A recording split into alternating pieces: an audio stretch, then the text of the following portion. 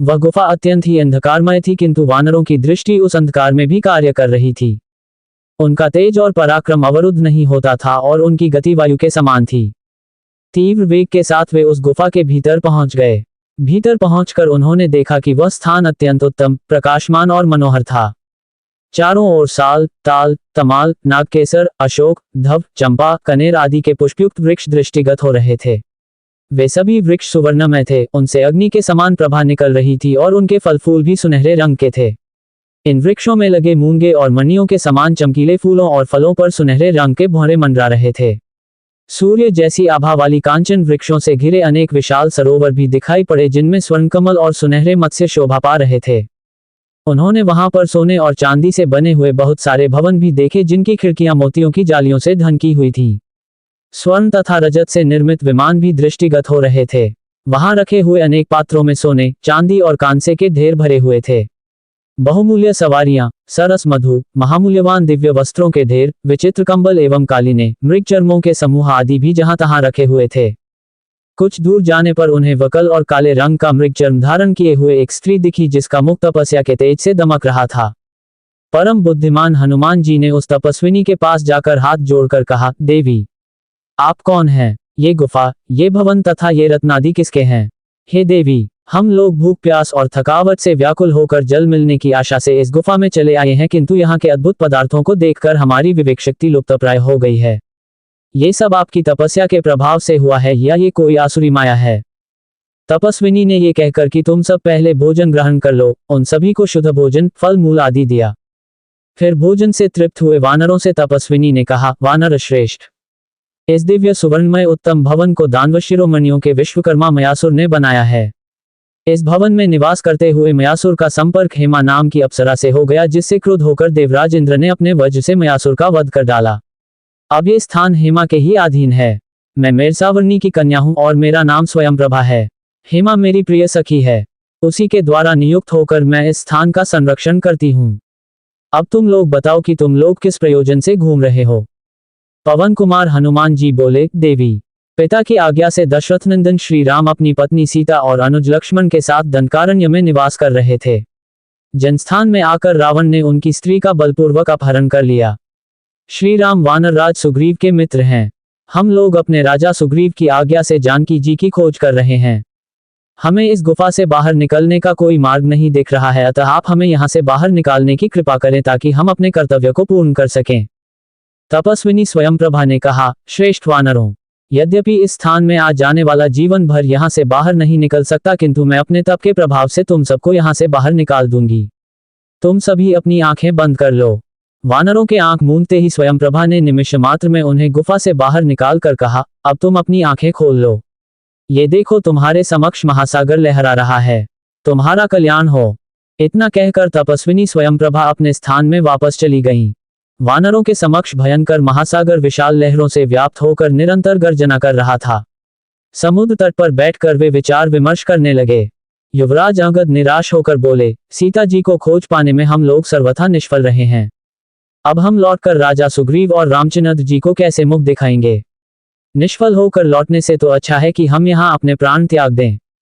इस पर बुद्धिमान हनुमान जी ने कहा, तारानंदन, तुम युद्ध में अपने पिता के समान ही अत्यंत शक्तिशाली हो। अत्यंत बुद्धिमान होते हुए भी तुम इस तरह से निराशा की बातें कर रहे हो, ये तुम्हें शोभा नहीं देता। इस प्रकार से उनका विचार विमर्श चल ही रहा था कि वहां पर गृध्रराज संपाति आ पहुंचा। वानरों को देखकर वह बोला, आज दीर्घकाल के पश्चात मुझे मेरे कर्मों के फल के रूप में ये भोजन प्राप्त हुआ है। मैं एक एक करके वानरों का भक्षण करता जाऊंगा। संपाति के वचन सुनकर दुखी हुए अंगद ने हनुमान जी से कहा, एक तो हम लोग जानकी जी को खोज नहीं पाए, उस पर ये दूसरी विपत्ति आ गई। हमसे तो अच्छा गृध्रराज जटायु ही था, जिसने श्री रामचंद्र जी के कार्य को करते हुए अपने प्राण न्यौछावर कर दिया था। अंगद के मुख से जटायु का नाम सुनकर संपाति ने आश्चर्य से कहा, जटायु तो मेरा छोटा भाई है, तुम उसके विषय में मुझे पूरा हाल कहो। अंगद से जटायु के विषय में पूरा हाल सुनकर संपाति बोला, बंधुओं, तुम सीता जी की खोज करने जा रहे हो। मैं इस विषय में जो भी जानता हूँ वह तुम्हें बताता हूँ, क्योंकि रावण से मैं अपने छोटे भाई जटायु का प्रतिशोध लेना चाहता हूँ। परंतु मैं वृद्ध और दुर्बल होने के कारण रावण का वध नहीं कर सकता, इसलिए मैं तुम्हें उसका पता बताता हूँ। सीता जी का हरण करने वाला रावण लंका का राजा है और उसने सीता जी को लंकापुरी में ही रखा है, जो यहाँ से 100 योजन 400 कोस की दूरी पर है और इस समुद्र के उस पार है। लंकापुरी में बड़े भयंकर, सुभट, पराक्रमी राक्षस रहते हैं। लंकापुरी एक पर्वत के ऊपर स्वर्ण निर्मित नगरी है जिसका निर्माण स्वयं विश्वकर्मा ने किया है। उसमें बड़ी सुंदर ऊंची ऊंची मनोरम स्वर्ण निर्मित अट्टालिकाएं हैं। वहीं पर स्वर्णकोट से घिरी अशोकवाटिका है जिसमें रावण ने सीता को राक्षसनियों के पहरे में छिपा कर रखा है। इस समुद्र को पार करने का उपाय करो, तभी तुम सीता तक पहुंच सकोगे। ये कहकर वह गृद्ध मौन हो गया। विशाल सागर की अपार विस्तार देखकर सभी वानर चिंतित होकर एक दूसरे का मुंह ताकने लगे।